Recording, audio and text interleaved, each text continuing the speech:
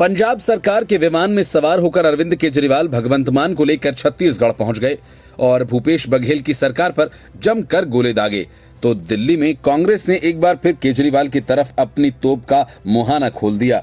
कांग्रेस और केजरीवाल के बीच जारी सियासी जंग का नतीजा विपक्षी गठबंधन की होने वाली बैठक में दिखेगा, जहां पीएम फेस से लेकर सीट शेयरिंग तक की चर्चा होनी है।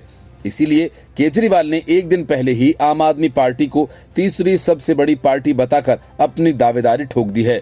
ममता बनर्जी खुद को पहले ही पीएम फेस के रूप में आगे कर चुकी हैं, लेकिन इन सब के बीच कांग्रेस ने अपने पत्ते अभी तक नहीं खोले हैं।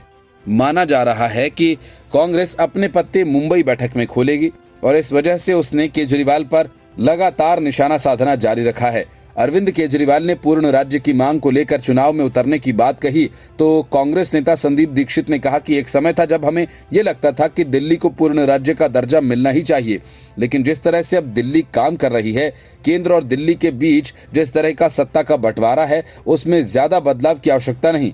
संदीप दीक्षित ने आगे कहा कि केजरीवाल खुद को एंटी करप्शन ब्रांच से बचाने के लिए ट्रांसफर पोस्टिंग के लिए जिस तरह की शक्ति चाहते हैं वह नैतिक नहीं है।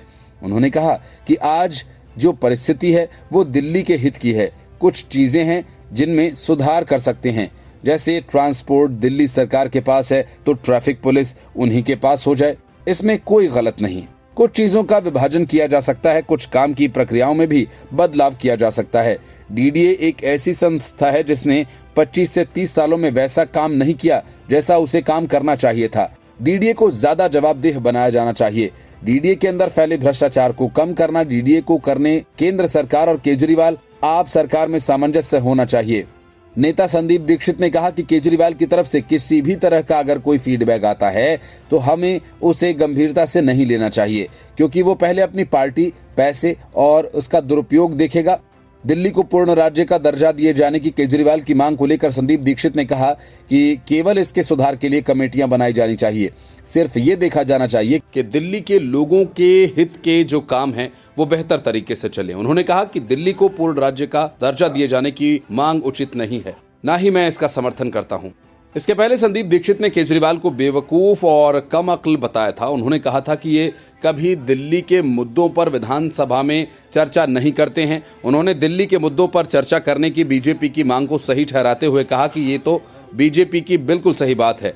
उन्होंने केजरीवाल का नाम लिए बिना कहा कि इस आदमी में हिम्मत नहीं है, आखिर कोई अपने मुंह पर काले कैसे पोते।